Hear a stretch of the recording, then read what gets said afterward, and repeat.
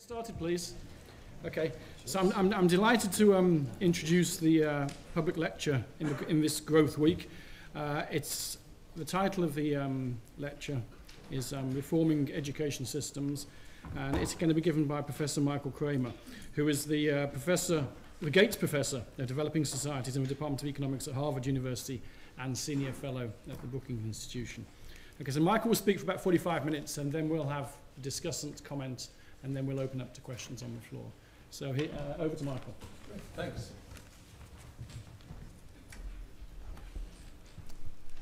So what I'd like to discuss is what we've learned from randomized trials in education in the developing world. So let me say, back up a little bit about what randomized trials are. There's a lot of ideological debates in development economics. There's a lot of ideological debates in education. People have very strong opinions on these issues, but there tends to be cycles and fashions. One thing is popular, then there's a reaction to it. So over the last 15 years or so, development economists have been trying another approach, one based on patiently building up evidence from various settings and seeing if a picture starts to emerge. And so now seems an opportune time to review some of that evidence, see if there's any commonalities, or just see if the experience in different places is just totally disparate. So let me say a little bit about this approach. I'll talk about my own experience. I spent a year teaching secondary school in Kenya, then went off to graduate school. Once I then got a job as an assistant professor. Once I had a job and could afford it, I went back to Kenya to start on vacation. A friend of mine who was a headmaster of a neighboring school had left that job and started working for an NGO. And the NGO had to pick 7 schools. It was going to start working in a new part of Kenya. It was going to pick 7 schools to work in. It was a very small NGO. So I talked to my friend and said, what if you picked 14 schools and you started out working, you randomly, 14 schools that met your criteria for the types of schools you want to work in, and then suppose you randomly chose 7 of those and you started the program in those 7, and then later when you got more money you could expand to others. I thought this was something that an academic would be in favor of, but nobody in the real world would consider. But much to my surprise, he liked the idea. He talked to his boss. His boss was open to it.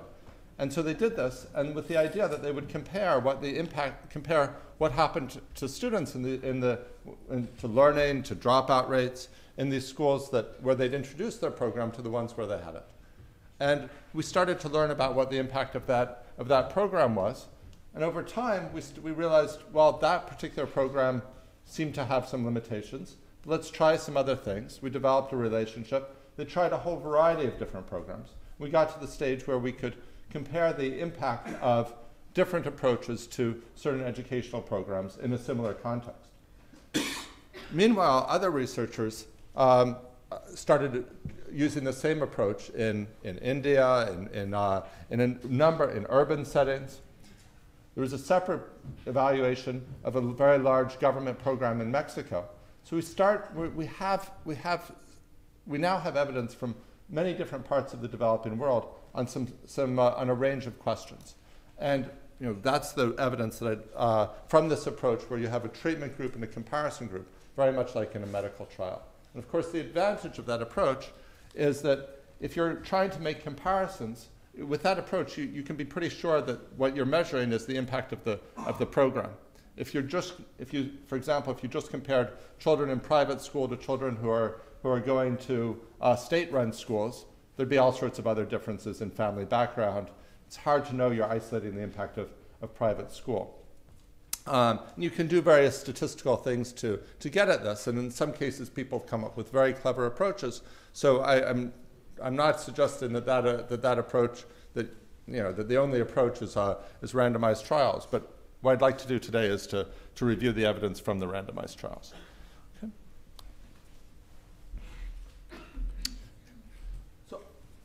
Cover 2 broad topics. First is increasing access to education. So the Millennium Development Goals call for helping children who aren't in school, particularly girls, get into school. Okay? The second, and I'll provide some brief background on where we are on that, talk about the role of prices or incentives, talk about the role of information and complementary inputs. Health, for example. What's the impact of health on education? Then I'll talk, and the basic message there is there's a lot that we know works, and results seem to generalize pretty well across geographic contexts. I mean, that has to be a tentative statement at this stage, but it looks like the results generalize pretty well. Second area is improving quality. That's a much harder challenge. Quality is currently abysmal in many parts of the developing world, and so to provide a little bit of background on that, talk about the strategy of spending more, talk about trying to address some of the systemic distortions, and review the evidence that we have on that. Okay.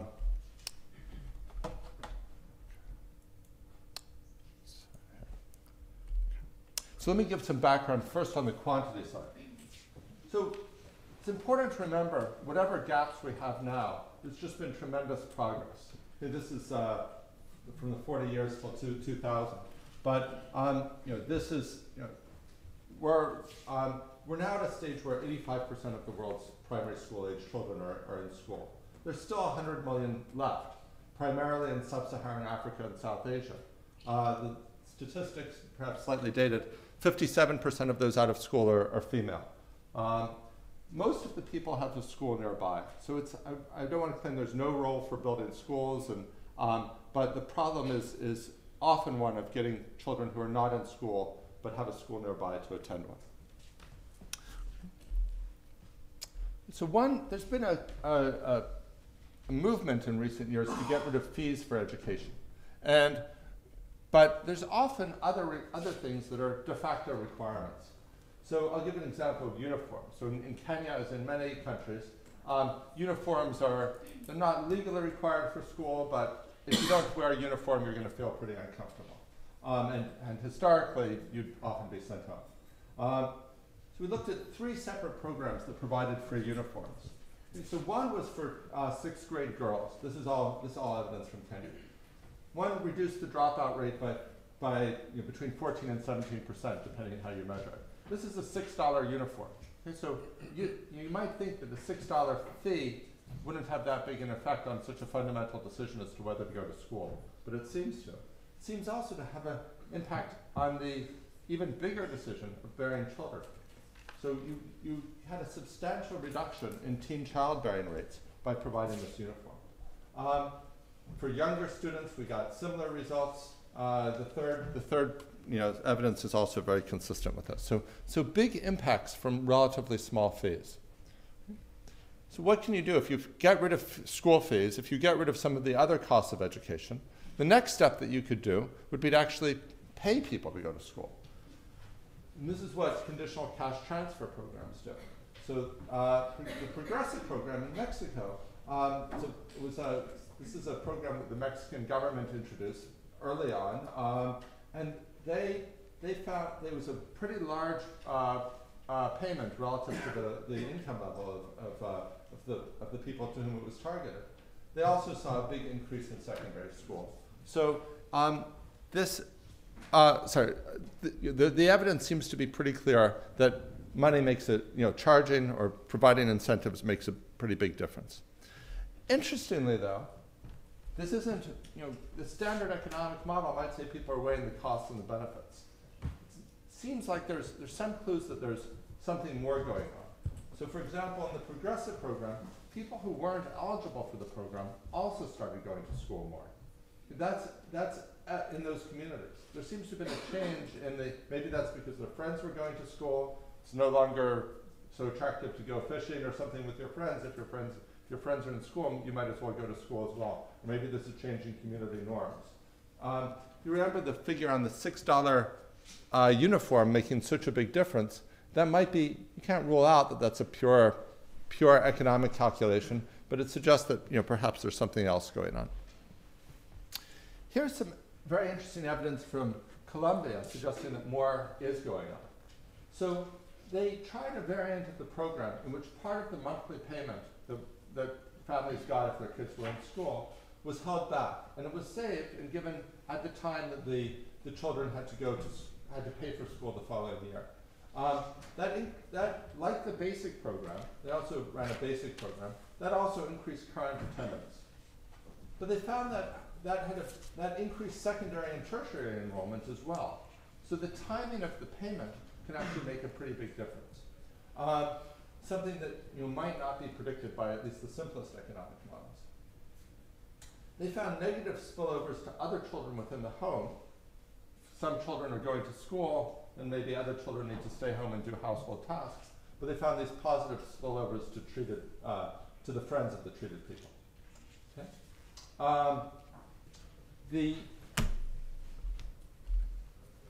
There's a program in Brazil. This is a more recent study that interviewed parents, and it looks like parents are actually willing to pay for the conditionality.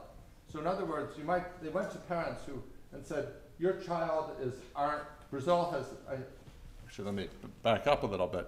As a result of this Mexican study, these programs proliferated. So this started out in Mexico, but in part, based on this very strong evidence, Mexico expanded its program to cover urban areas. In many countries, initially in Latin America, and now increasingly in other parts of the world, adopted similar programs. So this is a very influential study.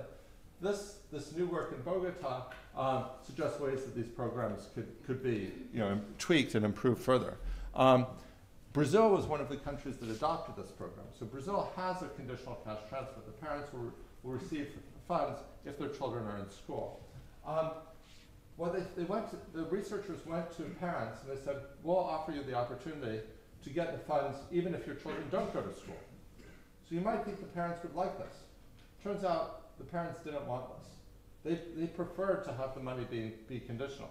Why? They wanted something to, if you want to stick, to go to their children with, to say, look, we need you to go to school to get these funds.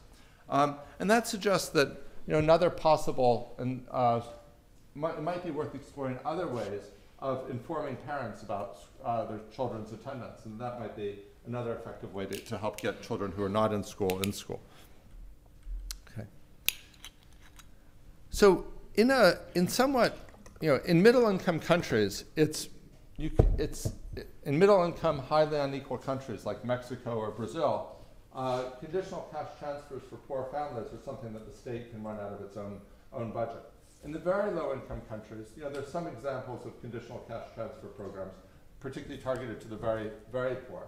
But that's a bigger fiscal challenge for the state to take on. So one approach is to have merit scholarships. So often, for example, in many countries, primary education is now free, but you have to pay for secondary education. So one approach would be to say, if you do well in primary school, we'll pay for secondary school. So we looked at a program in Kenya that provided merit scholarships for girls who were scored in the top 15% on government exams in Western Kenya. So what we found was the girls who are eligible to compete for this scored substantially higher. I wrote 0.19 SD, that's standard deviations. For reference, a standard deviation, a tenth of a standard deviation would be moving from the 50th percentile to the 54th percentile. So think of this as moving up, about 8 percentile points. Okay? That's in the education world, that's a pretty big effect. So this was conceived of as something to address access to education, help people afford to go to school. But what you see here is that if you let these girls know that there's girls who might otherwise think, there's no chance for me to go to secondary school, I can't afford it. If you let them know that if they do well, they could afford it, they'll get financing, they score higher. So this actually, just to be clear, this paid for 7th and 8th grade, which is actually part of primary school in Kenya. But I think it has implications for secondary school. We also saw that teacher absence went down, so this seems to have had a community-wide effect. Okay. We're just looking at the data on the impact of this extra education that these children got. In general, I'm not going to be discussing ways to address problems in education rather than discussing the impact of education. But one thing we've noticed is that the girls who are in these schools have very different attitudes about gender roles. For example, they're much less willing to accept domestic violence within the household and as as a consequence of the increased education. In the Columbia Conditional Cash Transfer Program, there's another program they tried which had this merit component. There they had a transfer if you successfully completed secondary school. That led to a dramatic increase in enrollment in an increase in secondary, but a really dramatic increase in tertiary education. So having some, if you can't afford these programs for everybody, at least having them for those who do well in the prior level of education seems to be a very good investment. Okay. What else can you do? Well, there's some things you can do with everything I've talked about so far costs money, but there's some things that you can do at very low cost. So here are two things that wouldn't have come out of the simplest economic models. First is just providing people information on returns to education. So there's work in the Dominican Republic where they went to poor neighborhoods and they provided information about what people with different levels of education earned. It turned out that people in this neighborhood underestimated the difference in earnings that was associated with education. Simply providing that information led to a big increase in the number of people who went on to secondary school. There are some similar results from Madagascar. I should say that the results on conditional cash transfers have now been replicated in many different places, and they look quite similar. Another thing that you can do is school-based health programs. So one out of every 3 or 4 people worldwide is infected with worms. And these worms can be treated for pennies per dose. There's very few side effects of this. Testing for the worms is quite expensive, however. So one approach that the WHO has advocated is in areas where there's high worm load, just treat all the children in school. We did this. The program led to kids were absent about 30% of the time. That was reduced by about a quarter when they got the deworming medicine. We also saw that the neighboring schools also saw a benefit in health, and their worm loads went down because the disease was no longer being transmitted as much. So the cost per additional year of schooling was about $3.50. So the pills themselves are pennies per dose. The delivery costs a bit more. But if you work out how much you're spending, for every additional, if you want to get a full additional year of schooling, how much do you have to spend? You obviously have to treat more than one child. The total cost is $3.50. And that's, let me show you this chart, and also give you a caveat for it. This is a chart that the Poverty Action Lab at MIT put together, showing the cost, how much does it cost to get an extra year of education. So if you're trying to achieve the Millennium Development Goal of getting children into school who aren't there, and you have these different instruments, what do you do?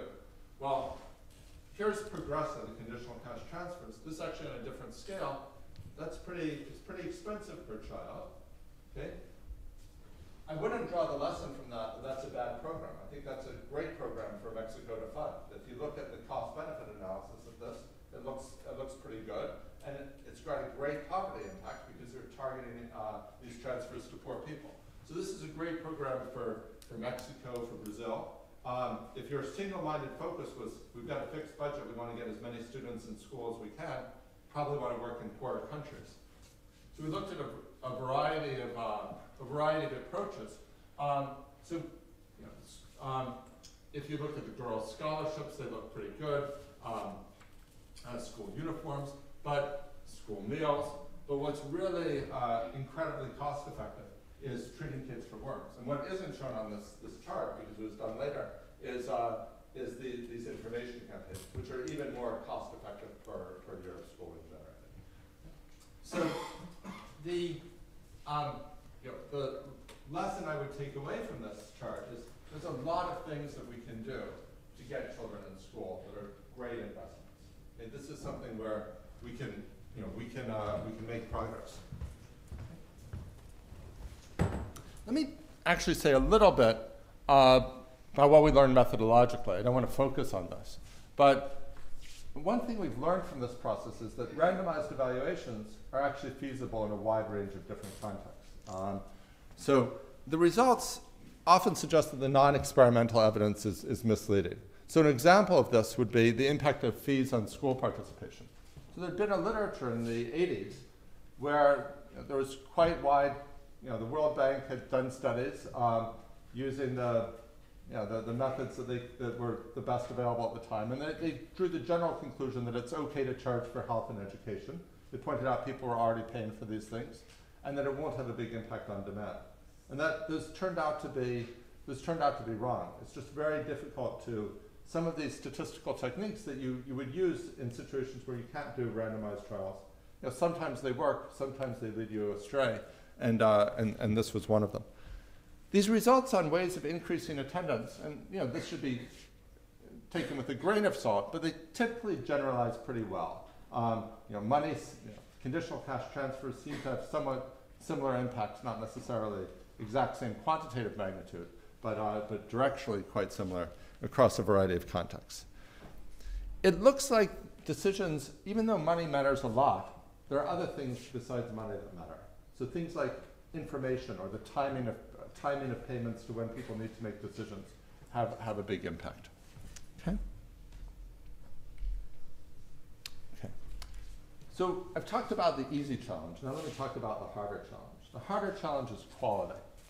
So, some of these programs I've talked about, there's important questions about whether the conditional cash transfer programs, are they leading to actually increased learning, or are they just getting people into school, for example?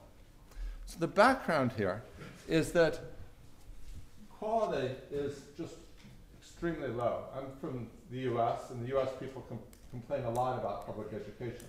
But just the average science score in Peru is equivalent to the lowest 5% on the US when you make international comparisons. So with a few exceptions, East Asian countries, the poorest countries typically don't take these international tests. Middle-income countries, when they take them, their scores are typically very, very low relative to the higher-income countries. And here's make this a little bit more concrete. Here's an example, a concrete example of a question that children were asked that they weren't able to answer. And this is 6th graders. What's going on? Well, I think you need, just as further background, education systems in developing countries, with some exceptions, are typically very centralized. So the hiring is done through some national ministry, not at a local level. They're often pretty oriented towards elites in terms of the curriculum, for example. Spending per student, so spending on education as a fraction of GDP might be comparable to richer countries. But then but there's just, because of the different demographic structure, there's a lot more children than there are as a fraction of the population than in a richer country.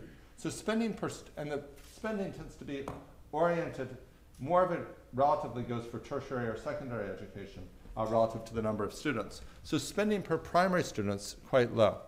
The budgets overwhelmingly go to teachers. They're often strong teachers unions. So salaries are much higher relative to per capita GDP than they would be in richer countries. And partly that's because people with the high skills required to be a teacher are scarce. But it's also partly because of the strong unions. Okay.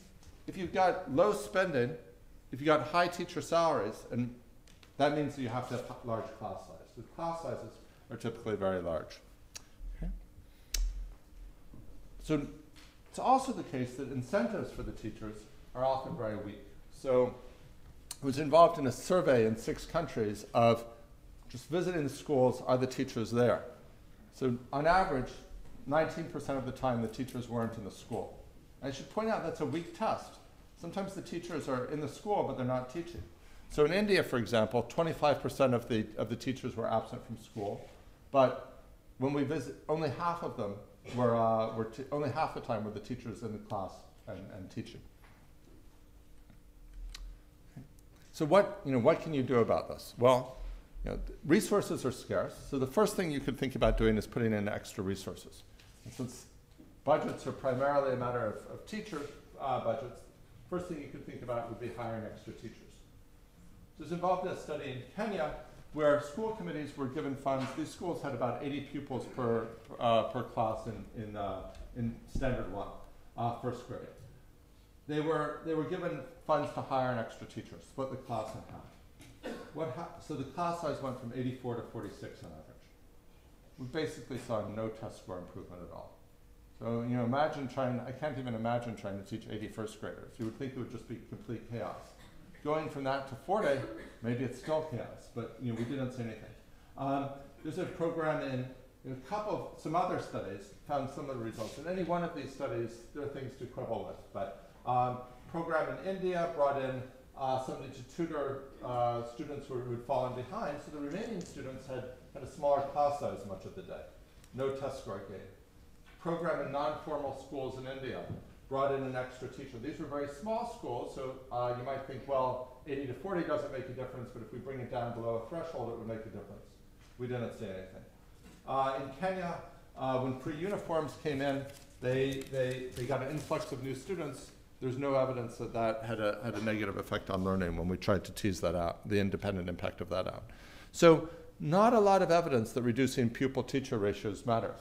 I should say, if you look at the same evidence in the United States, there was a randomized evaluation of a program in the U.S. that did find reducing class size made a difference. So, you know, what's going on? Okay. Okay. Well, I'll come back to that later on. Okay. Spending money on teachers doesn't necessarily have clear impacts. What about spending money on non-teacher impacts? So some of the people who are pretty skeptical of spending money on teachers are spending money on education in general. What's it? Say, well, look, if you have a context without basic textbooks, there we should spend money on. That was pretty non-controversial before this randomized evaluation approach. So we looked at that in Kenya at a time. The textbook situation in Kenya is much better now, but at the time there was one textbook for every 17 pupils in some cases. Provided the textbooks, no impact on test scores for the typical student, no impact on grade repetition, other indicators. So this is looking pretty pessimistic. Okay? Flip charts, similar result. Okay. What's going on? You know, what explains these results? Well, I think to understand these results, you have to think about the distortions in the education system. So you need a sort of a more fundamental analysis. So if you think about this, with the extra teacher program, when an extra teacher was brought in, a locally hired when the class was split and half the class went to a locally hired teacher, the regular teacher, the regular civil service teacher, they reduced their attendance. So they came less. So it was the weak incentives in the school helped negate some of the impact of the extra spending. What happened with the textbooks? Well, you know, this was a case where I probably should have thought about this beforehand or realized this, having taught in Kenya.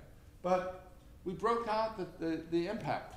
So we didn't see an impact. This was a relatively small number of schools. We couldn't tease out statistically the impact when we looked at the class overall. We then decided we're going to focus in on the students who did well on the pretest. For the students who did well on the pretest, if you compare the ones who did well on the pretest in the treatment schools, the ones who did well on the pretest in the comparison schools, there you saw a big gain from the textbooks. For the others who didn't, having taught there, that made perfect sense. So students in Kenya are learning in their third language. These particular students, they have the language they speak at home, then there's Swahili, then there's English. The medium of instruction in Kenyan schools, and certainly after the first few grades, is English. Well, these students, they're absent a lot. They've got worms, they've got malaria, their teachers are absent a lot. Many of these are rural kids. They fall behind the curriculum. The curriculum is set in a way that may be perfect for the children of the Ministry of Education officials who are writing the curriculum. But for many rural kids, they've fallen behind. So once you fall behind, if you're getting these textbooks that assume that you're at the reading at a certain level in your third language, it's going to be hard to benefit from those textbooks. Okay? It is the top 2 quintiles they could benefit. So what would you do? So if you then think about this and you think that a lot of conventional inputs, the impact of a lot of conventional inputs is stymied by structural deficiencies in the system, what can you do about it? Well, I'm going to start with the sort of politically easy things to do, and then I'll move on to the politically more difficult things, and then I guess maybe the discussants will talk about the even more politically difficult things, and the even more fundamental things. But let me start with things that might be more politically acceptable. So there's some inputs. The very fact that the money is misallocated while it means that some money is ineffective, it means there's also some opportunities for very effective investments that are not being taken. So if you allow a shift in the pedagogy to adapt to the fact that the teachers have pretty weak incentives, and that matches teaching to the student's level. By the way, when I say the teachers have weak incentives, I just want to be clear, that's not a condemnation of individual teachers. In fact, you could see it as suggesting that teachers have a lot of motivation, because in India, there were 3,000 headmasters surveyed. I told you about the absence rates. Only 1 out of those 3,000 headmasters reported a teacher being fired or disciplined for absence. So it's not the fault, if there was no incentives for any of us, it's not clear we would do anything. This is a condemnation of the system, not of the teachers. After all, they are showing up a lot of the time without anybody forcing them to at some level. Okay. Anyway, but given the problems in the system, in Nicaragua, this is actually a study way ahead of its time. Back in the 70s, radio mathematics education that led to massive increases in test scores. A program in India, computers with math games, that led to big increases in test scores. Okay? Those got weaker afterwards, so you have fade out, which is an important, I'll come back to. Another study in India with the electronic machine or flashcards to teach English, big effects. So there may be I think there are a lot of ways to use technology that are not effective. One study that's not here because it came out after I put these slides together. In Romania, there was a program to provide access to computers that led to people at home, that led them to play more video games, and so it's not that sort of technology is magic, but with the right structure, it can make it can help. If there are kids who've fallen behind the official curriculum, those kids are sitting in school. At best they're sitting in school bored. At worst, they're not even bothering to come to school. But if you have a program to teach them to help bring them up to the level, that can have extraordinary impact. So the remedial education, there are 2 programs in India taking community members this was very basic levels of learning. So you didn't need to have trained teachers. These were just community members who were very, very cheap to hire, and very, very big impact. In the Kenya program that I referred to earlier, in some of the schools, the students were randomly assigned to classes. In others, they were separated based on their initial level of learning, their initial level of achievement. You might think that if you separate the children based on their initial level of achievement, that helps the kids who are high achieving because they interact with other high achieving kids, but it's bad for the low achieving kids. Or you might think that helps the teacher to focus on teaching material that they don't know, rather than teaching at a much higher level above where they are. So what we found was evidence for that second theory. Both the high and the low, this is ability, I should really say achievement, both the high and low achieving students benefited from having the class split. So they both, if you compare them to kids who are together, both groups gained from the level that they would be at otherwise.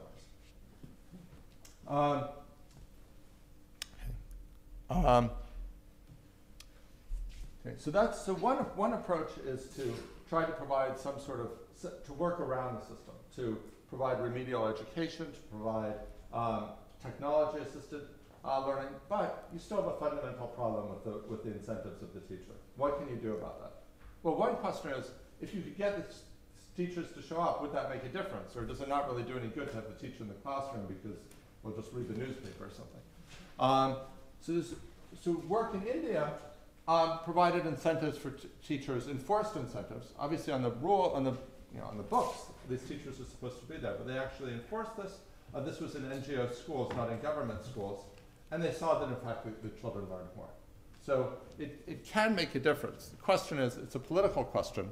How do you address this problem? And I think we'll come back to that, and maybe that'll come up in the discussion.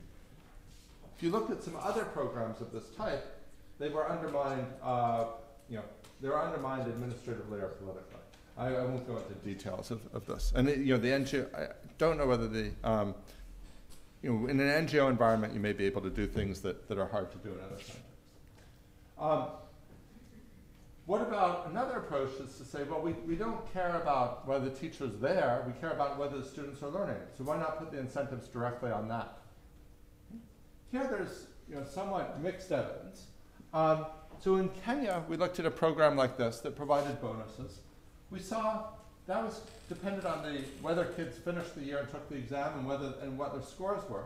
We saw an increase in test taking, but there was no impact on dropout. So the teachers, we didn't see any improvement in tests that had a somewhat different format. We didn't see any effect on teacher absence. But we did see a big increase in test preparation activities outside of school hours. So it looked like, and they were teaching improved test-taking techniques. It looked like the teachers were focused on short-term efforts to raise their scores on these exams so they would get the bonus, rather than on sort of more long-term fundamental learning. We can't rule out that there was some long-term learning, but we didn't find any positive evidence for that. Okay. On the other hand, there's work in India, which looks much more optimistic. Okay, so very similar program. Some ways it's very similar results. In other ways, there seems it's more optimistic. So an increase on the score on which they were incentivized. That's similar. No change in teacher absence. No change in what you see the teachers do in the classroom. Increase in test preparations, but differently than Kenya, they did increase their test score on tests with a different format, suggesting that there was some real learning going on.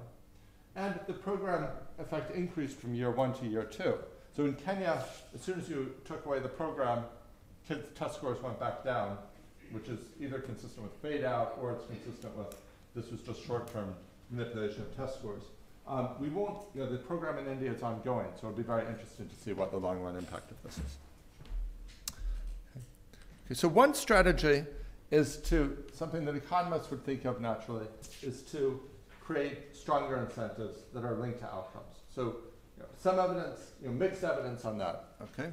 But some evidence that, perhaps it's raising test scores by 0.2 of a standard deviation. Okay? There's another approach which is which has been strongly advocated by the World Bank of trying to get increased community monitoring. So in Kenya, we looked at a program where these extra teachers got monitoring. There was no impact on absence of the contract teacher, but the civil service teachers were more likely to be in class. And there's some evidence of test score gains in math and some student attendance gains. So there's some impact of that. It's a program in Pakistan that provided parents with information on how their child was doing, what they knew, and what test scores were for the school. This is in a context where there's often competition among public schools and some private schools within the same village. And that led to, in the government schools and in the low-quality private schools, it led to learning achievement gains. In the higher quality private schools, and by this, these are all sort of all of these schools are low quality. We're not talking about elite Pakistani schools. These are just the less bad private schools within the village. The higher quality within the village, they reduce their fees. So this is a case where information looks like it was good, but very much unlike I argued there was a lot of commonality in results on household behavior and sending kids to school. The same things seem to work everywhere. Here, when we get to these sorts of issues of how the system works, it seems to be, the results seem to differ across contexts. So there are a number of cases where this approach has been less successful. There's a study in India that provided there were meetings to inform the parents about how things were going in the schools, no impact. Another program in Kenya, no impact. Another program in Rajasthan, no impact. So one might think that I don't think it's clear what's going on here, whether this is a matter of differences in the program or is it matters of differences in the setting and differences in the way the system works. This is something where more research is needed. There's at least one tentative hypothesis is that these programs are more effective when the parents actually have some effective control. So in the Kenya situation, if parents are, in Pakistan that control would not be, they don't really have control over the public schools, but they can decide where they send their children because there's competition. But that's a very tentative hypothesis. Okay, here's a couple of other things. Yeah, thanks. So there's providing incentives to existing civil service teachers. There's providing information to the community, but remember these teachers are fundamentally hired and fired by the Ministry of Education, not by the local community. So you're working around the edges there. What about more fundamental things you could do? Well, one would be, there are two types of sort of bringing power down. One is bringing power to the community level, and the other is bringing power down to the individual parent. So what's the evidence on those? Well, bringing power down to the community level, two studies with very similar results in Kenya and India. And this looks like it can make a big difference and it can also save a lot of money. So in Kenya, it's the same program that I talked about before where they brought an extra teacher locally hired into the community. So these teachers made maybe a quarter as much as a regular civil service teacher. In the Kenya case, these were fully qualified teachers. They were just unemployed, and they were, the local community could find people to hire at that wage. They were much more likely to be in class and teaching than the civil service teachers. The local community had hired them, maybe was watching them carefully. They may, to be fair, they may be doing a good job now in hopes of later on getting a job as a civil service job. So. Their students scored higher. So if you think about both higher test scores and much lower costs than civil service teachers, at least in the context so we can't say for sure if we fired all the civil service teachers and just went with these community teachers, they would perform as well. But if you have a civil service system and you hire some of these contract teachers on top, then that seems to be cheaper and more effective. In India, there's a difference in the program, and these teachers were not qualified as teachers. Okay? So they were also less likely to be absent. They're more likely to be teaching. The students did better in those programs. Okay? Also, there was this effect of students increasing their absence. One thing I should say about the Kenya program is, remember I mentioned this reduction in the civil service teacher's attendance when the contract teacher was hired. When you arrange for some school to empower the local communities, that actually reduced that absence of the response of the civil service teachers of shirking in response to the contract teacher being hired. So with that, I think that's very interesting because it suggests that even though spending resources, just pouring money into the system, can often have pretty disappointing results, if you have some system reform, then spending money can become more effective. So, that's a bit of bright news, I guess. So one strategy of decentralizing to the community seems to be effective, but you can go a step further, and you can actually decentralize all the way to the individual parent. So Colombia had a program where they had school choice. They had vouchers to allow children to go to private secondary schools. And again, these are not fancy private secondary schools. These were the private secondary schools that served the poor. So demand for these vouchers exceeded the supply, so they had a lottery to allocate them. They weren't just pure vouchers. To get your voucher renewed, you had to have satisfactory academic performance. So this combined school choice with some incentive for the students. These people completed more school.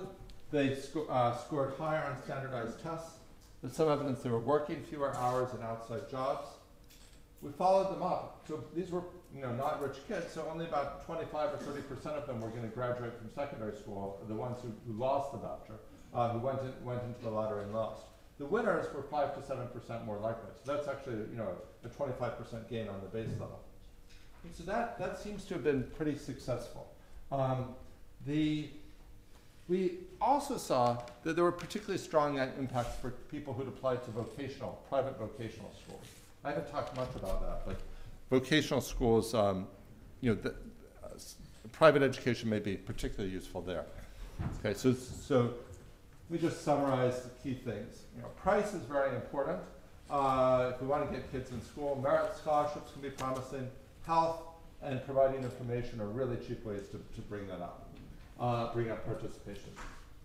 Quality is a huge problem. Just pouring in money doesn't seem to be as successful as one would like at a minimum. changing the pedagogy can help. Giving the teachers incentives to show up can be useful if you can manage it politically.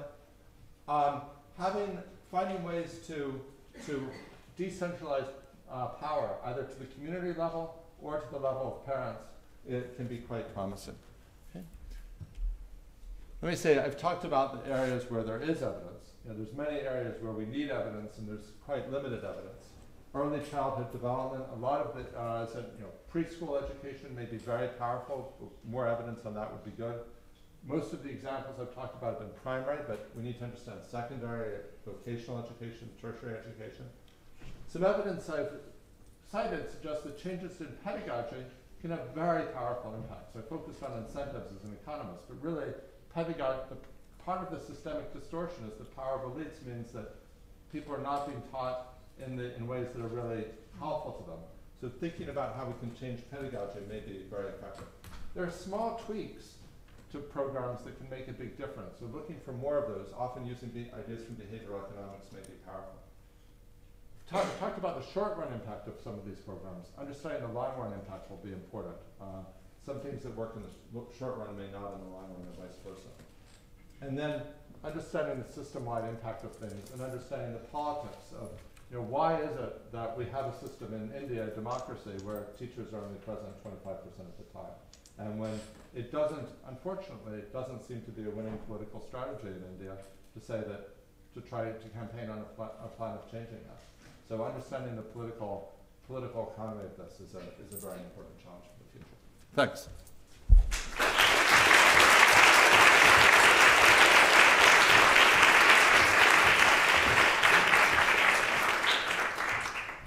Okay, thanks.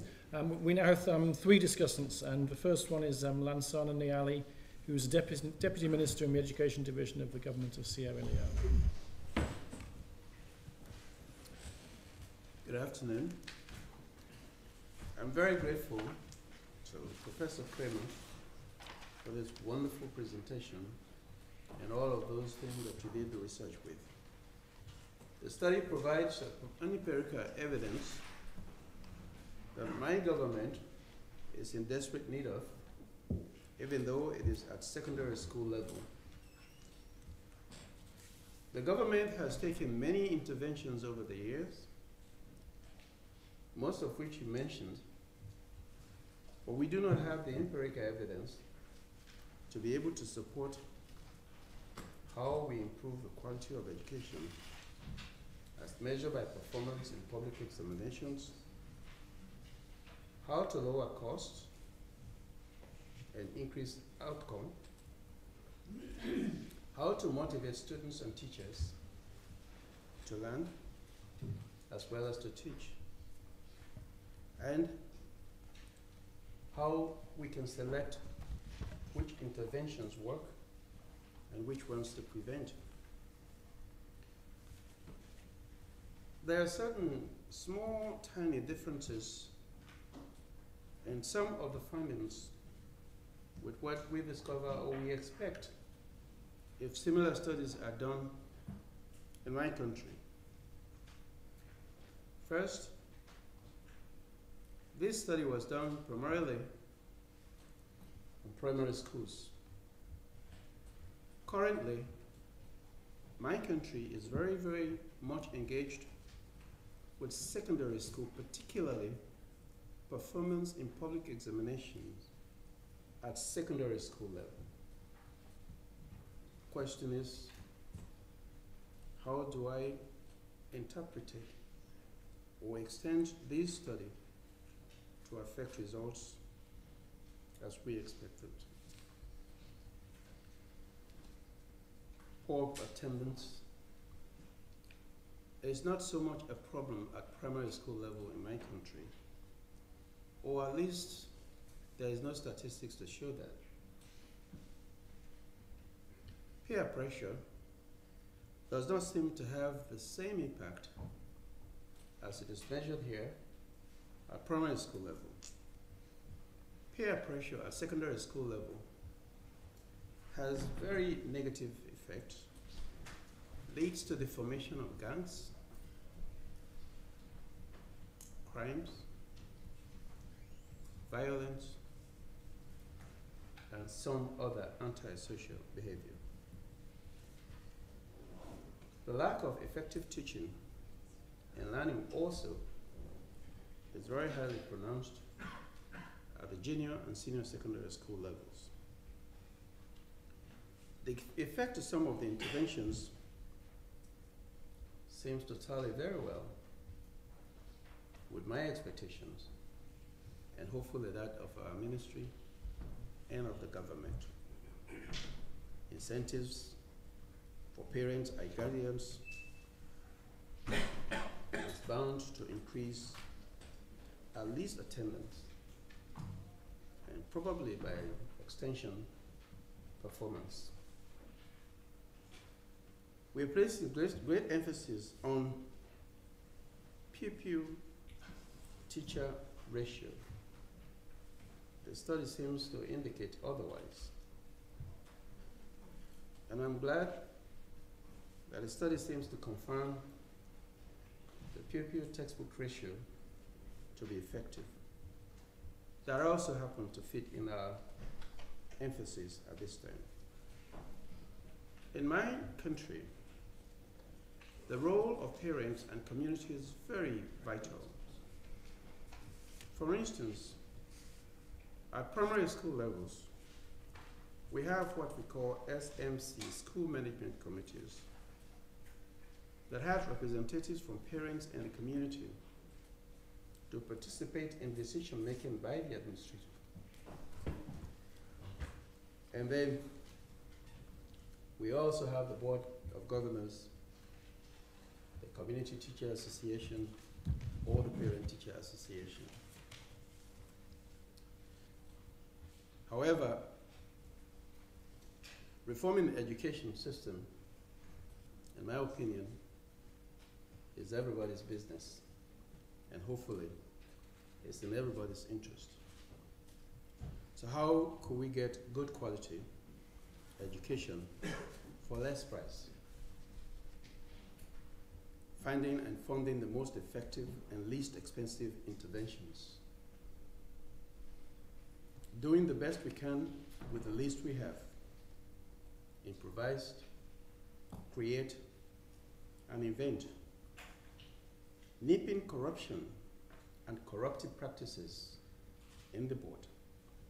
Motivating teachers to teach, students to learn, and parents to get involved.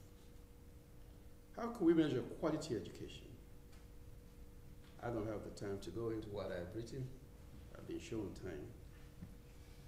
And among the key ways is to measure performance in tests, particularly in standardized tests and in public examinations, by the competency of students in the competition for the international and national job markets, and by the relevance of education to the system, to the needs and wants of the country, and also to employment and to stable economic development. We have a series of interventions that works, but in conclusion, I'm simply very, very happy and thankful for this study, and appeal that IGC do the best they can to transform this to Sierra Leone among other countries, so we can benefit from empirical evidence of how to save money, how to save costs by doing the right thing instead of doing the things right. Thank you very much.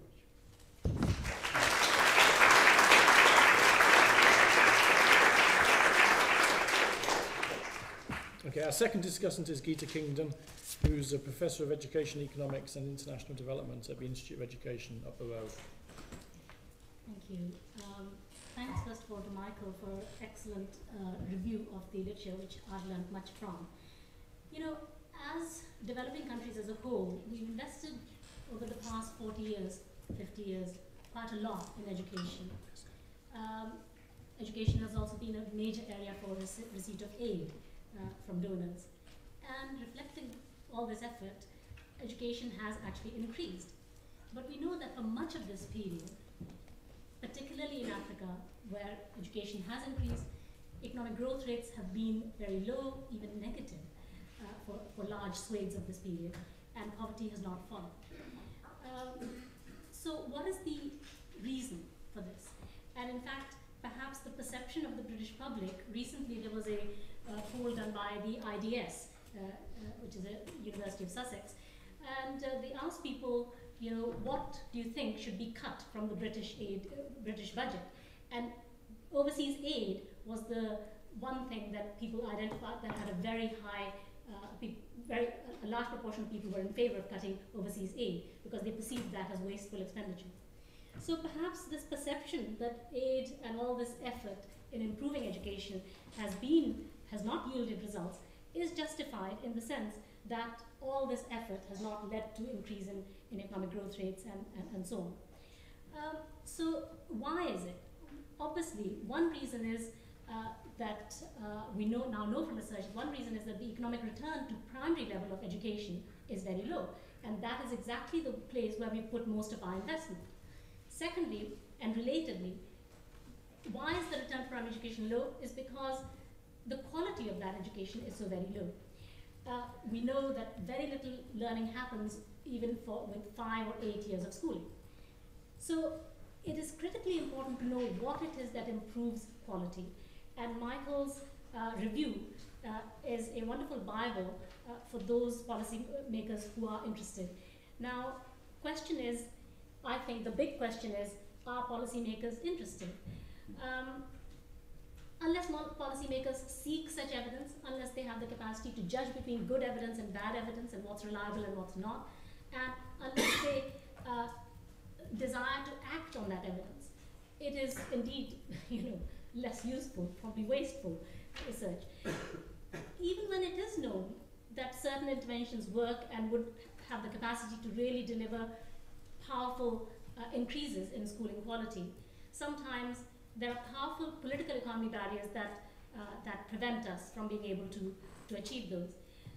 In your review, Michael, you cited this Duflo and Hannah paper, whereby this, the cameras were used to monitor teachers' presence, and they had a large impact on teachers' attendance rates and on child learning rates and so forth.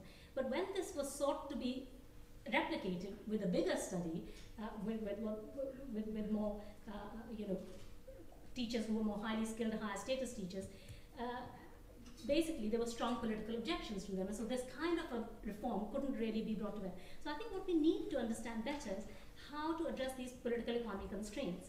How can these be eased? Is there international evidence of countries where these political economy constraints have been sought to be eased, and what can we learn from those? I know that, for example, Mexico brought in quite major reform in teacher incentives. Has that worked? What was it that clinched the deal there, and why can other countries learn from that? One finding you had was that contract teachers, children taught by contract teachers do better or no worse than children taught by regular teachers, even though regular teachers have very much higher pay than contract teachers.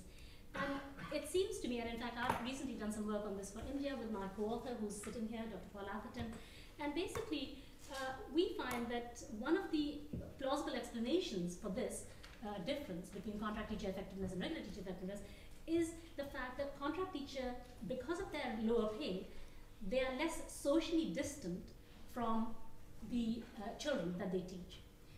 You have had this furious growth in teacher pay, civil service teacher pay, and in rural areas at least, private school teachers' pay and contract school teachers' pay is a fraction. It's about 1/3 to 1/4 of the regular teachers' pay.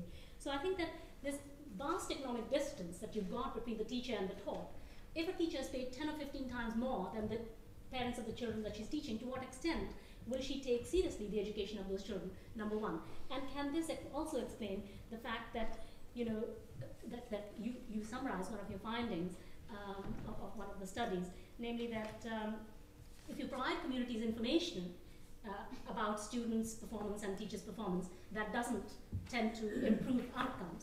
And it could be because, yes, they are more knowledgeable once you provided them information, but they are so socially distant, they lack the confidence to be able to hold the teacher and the school system accountable. I think my time is probably up, is that right? Yep. Okay, all right, but I've got 1 or 2 points, maybe they'll come up later. Okay.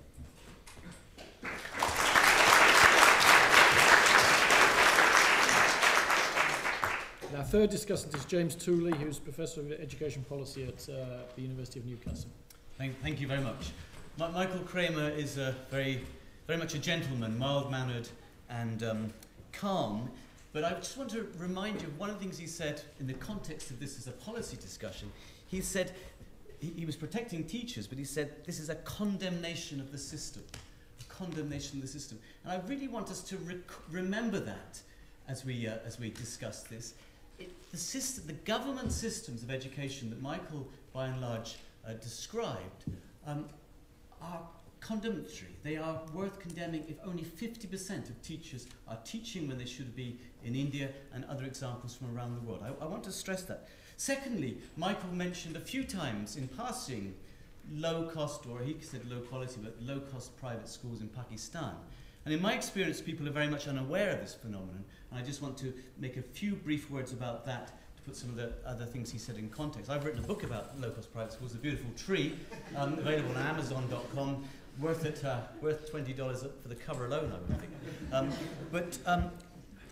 These low-cost private schools are there across the developing world. So if you like, poor parents haven't acquiesced in the mediocrity of government schools, those 50% teachers turning up and teaching. They are going to low-cost private schools, which a lot of research is showing are outperforming the government schools. In rural Pakistan, the LEAPS research shows 33% of children, poor children, in these low-cost private schools. In ASA, it's about 22%. In rural India. In urban India, who knows, 60 to 80, 87%, I think you found in one of your studies, Geeta, in low-cost private schools. And in Nigeria, Ghana and Kenya, similar sort of picture.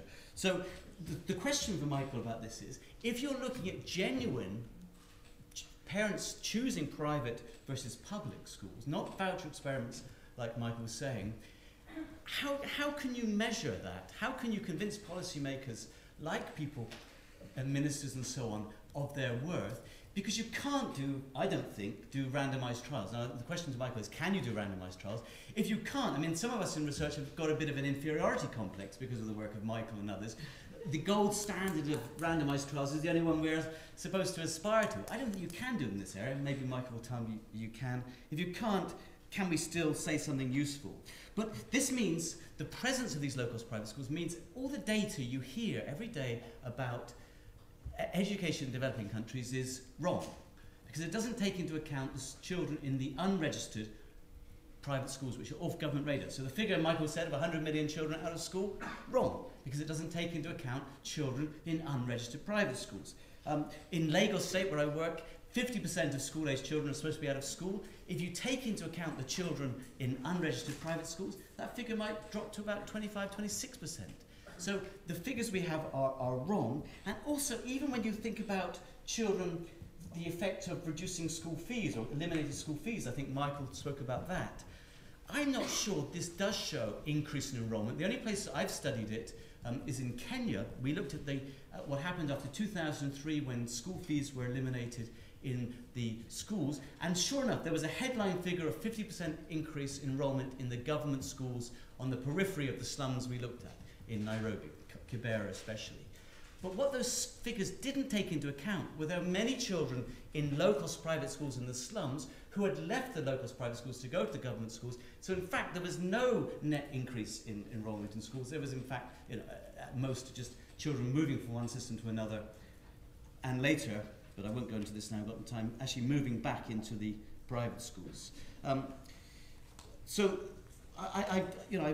I think that talking about data is very important, but what can you do? I like what Michael said, for little money, because these are the things that people are going to like, aren't they, policymakers? And the idea of giving information to parents sounded like a really good thing. The idea of a deworming, mass deworming, at such a low cost. I read your paper on the way down, on the train down from Newcastle today. I got on the phone, I'm running some schools in rural Ghana. I got on the phone straight away and told my people that we've got to do a deworming campaign because it seems so straightforward. I mean, I'm trusting you there, Michael, but it seems like a win-win situation. On that note, I'll close. Thank you.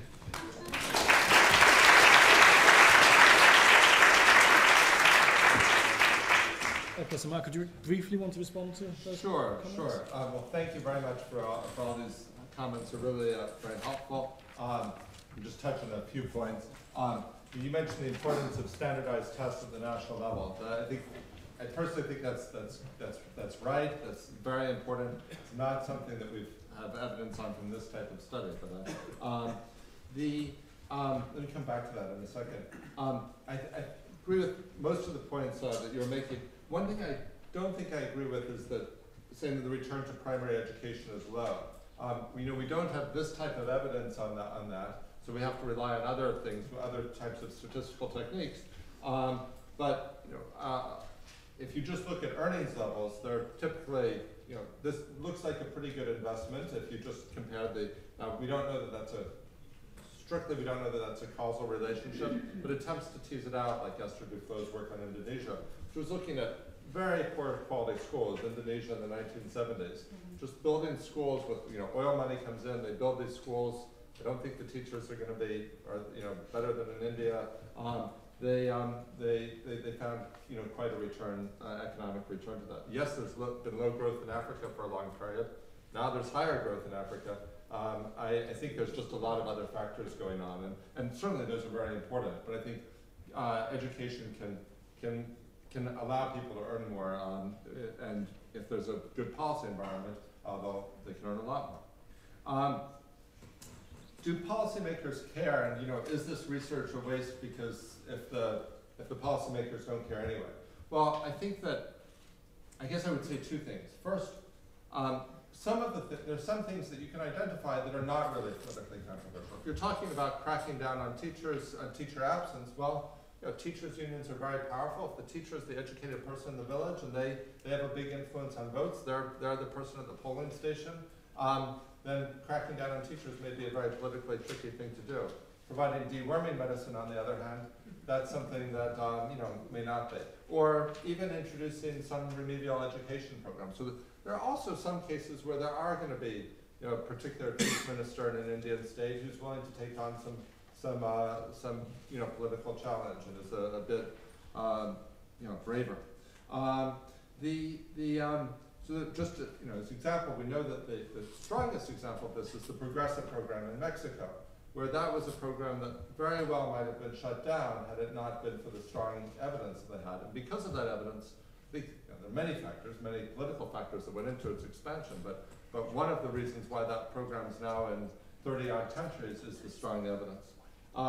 In Kenya, we all know that Kenya. I'm not going to claim that Kenya's political system is spotless, but when we went to political leaders in Kenya with the deworming results, they wanted to support this when they saw the cost of this.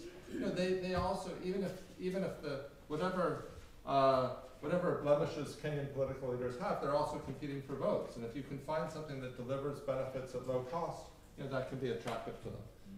So Kenya dewormed 3.5 million kids last year. I think the point about social distance of teachers is really intriguing, and overall I agree with your point about understanding the political economy is important, and I think that's one reason why testing is important. If you have internationally comparable tests, that's something that maybe will try to bring some political momentum to change. On the low-cost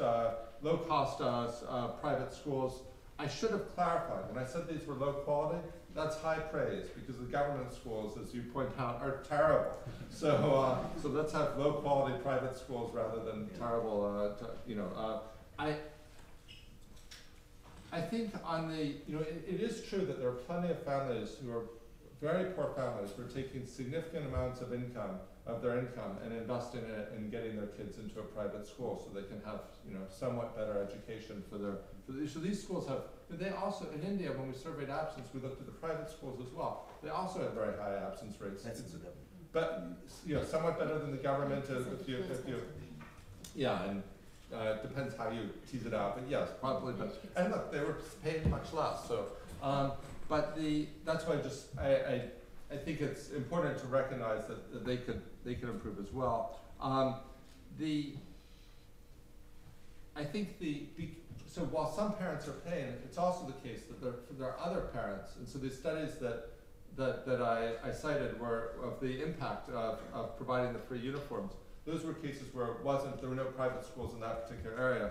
So this is, if there's going to be, if you're a private company and you can get 20% of the market, that's great. And you can have a business that's a business model that works, and you're very happy. If McDonald's has 20% of the market, fantastic for them. But from a social point of view, we have to think about, we want to get not 100% of people in school, close to it. So I think that means that it's important to have, free options available for people. The solution, we don't want to pull people away from bad private schools to terrible government schools. So I think the solution is to put private schools and public schools on the same footing, and to make sure that the same programs that are available in public schools, whether that's free school meals or free deworming, are also available in private schools. So I agree with your overall point that policymakers need to be cognizant of this sector and not treat it as if it doesn't exist, and not try and bias people towards attending public schools rather than private ones. Okay, great, thanks. So we've got a little bit of time for some questions from the floor. There's one here to start with. Thank you. Just two main questions to Michael. You didn't mention anything about the teacher or teaching training programs. Right. Does it exist? And if it exists, is it required to become a teacher? Because I assume the word teacher is you have a qualification, for example, in maths teacher, you have a qualification in maths, but you don't have a qualification in teaching. So you don't know the techniques. The second question is about the curriculum. Do they change the curriculum? Do they have a sort of a life cycle? Like, do they change it every 5 years to meet the little resources?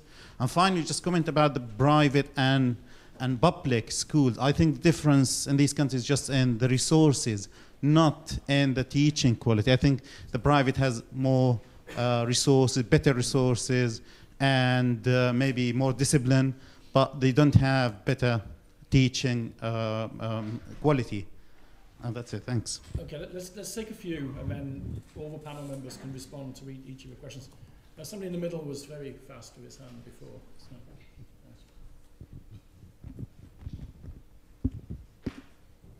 Is it you?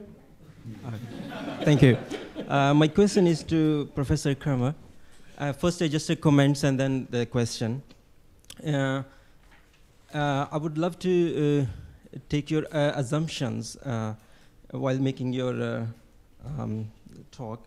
If I'm not wrong, your assumption is you are basically proponent of the utilitarian model of the education, in which you consider students as economic units that has to play a part in the economic growth of the society.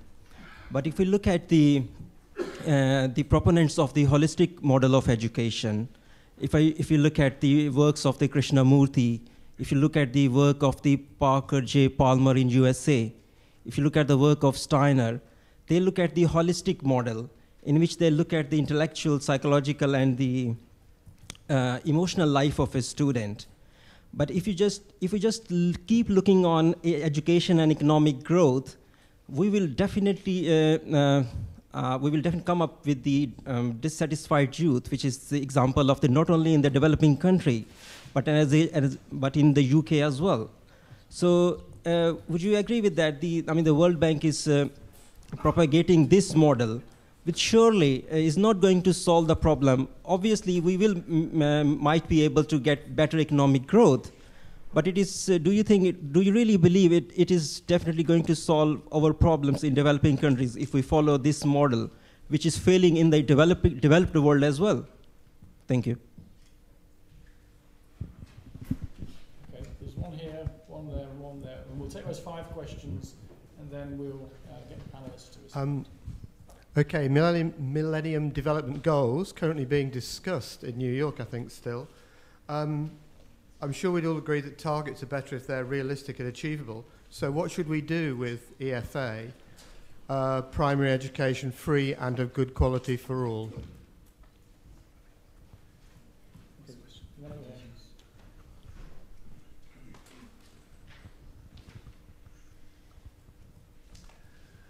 From what you're saying, it seems that the whole approach over the last few decades has failed, in that the quality of the state education is extremely poor. and what is needed is systemic change of a fundamental nature. But you're saying that there are real political barriers to that because of the strength of teacher unions, the fact that politicians like to appoint teachers as patronage and whatever. But there seems to be relatively little discussion of that, and not only is there a failure, it would seem to me, in the developing countries, there's a failure in the aid community, which basically rants on about quantity, and look how much money we've spent and how many children have turned up to school, but doesn't seem to be at all concerned about quality, and is very much guilty of supporting these decades of failure. And it was refreshing to hear some different points of view today. Okay, we'll have one last one here. I'm afraid we've got to finish promptly at 6, so I'm going to have to turn it back to the panelists after this. I was wondering, it seems to me that your discussion of your randomized trials findings are focusing on the policymakers' perspective to a greater extent rather than to the policy receiver's perspective.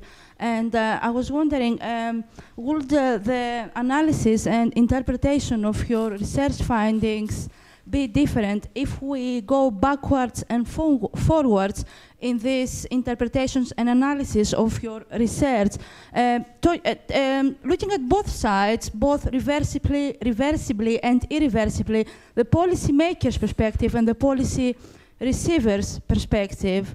How will this change your interpretation and analysis of your findings? This is one question. And the other question has to do with your conceptualization of educational systems. The concept of educational system is a rather complex concept which may or kindly include education, formal or informal recognition of education, and assessment of this education. Do you actually integrate all these three in your conceptualization, or do you just look at education per se? And if you actually distinguish between them, how does this affect your further policy implications and analysis? And also, if you integrate these three, which is education, formal or informal recognition of this education, and assessment, how does this affect your interpretation and analysis of your research? Okay, so we'll just have some final comments from James, then Geeta, and Michael can respond to that. Can I answer that? No? Okay. Yeah, just on the point raised about private schools, the type of schools that Michael and I were talking about are low-cost private schools which are not better resourced than the government schools. In fact, they're probably more poorly resourced. For example, teacher salaries might be a fifth to a third in the low-cost private schools to the government schools, but they are outperforming the government schools. We were talking about different models of education, and one of Michael's criticisms, I take it, of the existing model really is that it is a rigid, centralized model suiting maybe the elites, but not taking into account the sort of things that you were talking about, bringing in a much more holistic view of human nature into education system. I mean, for what it's worth, I'm very much in favor of allowing 1,000 flowers to bloom in terms of curriculum, and I believe you can get that if you move away from this rigid state system. And then over here we had this idea that it's a failed approach. He was saying that this systematic change is needed. What's very interesting to me is in the grassroots, amongst poor people themselves, they are agreeing with you and they are voting with their feet outside of this system, which Michael is showing us is failing. Yeah, I'll use my 30 seconds to make a point on Michael's comment about rates of return to education. Michael, you're totally right that studies that control probability bias, such as the Duplo study in Indonesia using an instrumental variables method, does indeed show that when you control probability bias, if anything, the rate of return to education increases rather than falls. So my comment on rate of return to education was not to do with the level of, with the rate of return, the marginal rate of return to education, if you impose a linear relationship between schooling and years of education, right? That is indeed what she's doing. But if you allow for heterogeneity of returns at different levels of education, you find that the relationship is convex. It's very pronouncedly convex. very, very low return to primary education and progressively more higher returns for further levels of education. And that is my point, that primary level of education is not leading to a wage increment, and you can do what you like, you can do twin studies, you can do instrumental variables, you can do whatever you like, it is not going to change, because universally, at least for about 30 countries or so in which I've reviewed the literature, it is, particularly in the last 10 years, data sets using data sets from the last 10 years, it is very, very, very low or zero returns to primary education. So that's not to say that primary education is worthless and it's not, it hasn't that value, because as James Heckman's work shows, a big part of the return to primary education is the fact that it allows you the option to go on to further levels of education which do have high returns. So, you know, one is not inferring from this rate of Lansanian evidence that there is no return to primary, but the point about convexity remains. And I mean, just to say, can I say something on the Millennium Development Goals? Okay. You know, your point about targets being achievable, let's set targets that are achievable. Well, in a sense, you know, the MDG on education was not ambitious enough. You know, in one sense it was too ambitious because we know that it's not going to be achieved. But in another, it missed out emphasis on those things that we know are important. So in that sense, it was not ambitious enough. No emphasis on quality, no learning goals, no emphasis on post-primary levels of education, which we know are the levels of education that yield an economic return. Okay, some final comments? Yeah, I'm looking at my glass here, and is it, you know, is it half empty or is it half full? Yeah, I don't think I would actually characterize first of all, in terms of, I think it's a total mischaracterization to think that, you know, aid has failed, because overwhelmingly spending that developing countries are doing on education is, you know, their own money. That's where the most money in education is coming from. But second is, you know, has the world as a whole, forget whether it's aid or the developing countries, have they succeeded or have they failed? Well, certainly there are many areas where they failed. But I think this moving from a situation where a typical person had, you know, a year or a little bit of education to one where they've got 6 years of education, is it in low-income countries, is a tremendous accomplishment.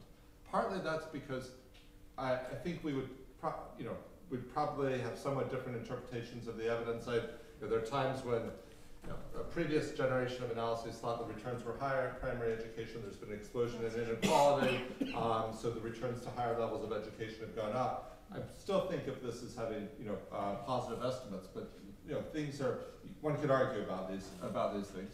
But there's also a whole, come back to this point of, let's look, I actually completely agree we should be looking beyond just income levels. If you look at social outcomes, and here we actually have there's lower fertility levels, better position in the household for people who are educated, for women who are educated.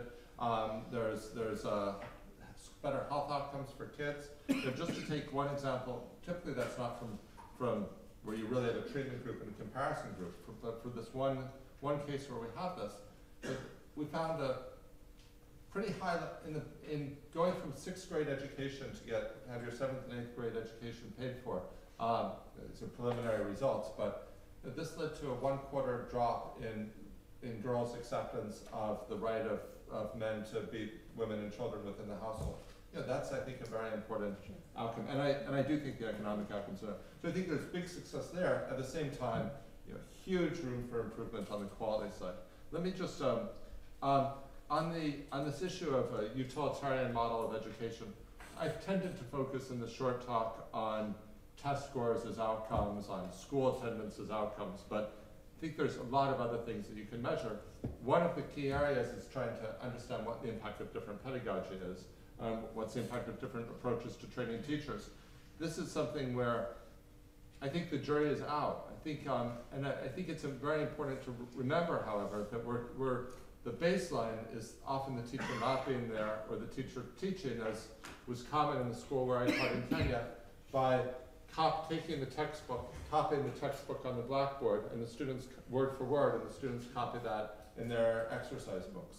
So, you know, while I would like to see a holistic education, you know, maybe I think that's a debatable proposition, and we need evidence on, you know, what's the effect of something that may be very rigid, but at least has the teacher there and has the students teaching things that the students at the appropriate level for the students, maybe not in a you know, totally new way versus something that is very much more open. I think that's something we can get evidence on, and we can get evidence not just on test score outcomes, but community involvement, all sorts of other outcomes.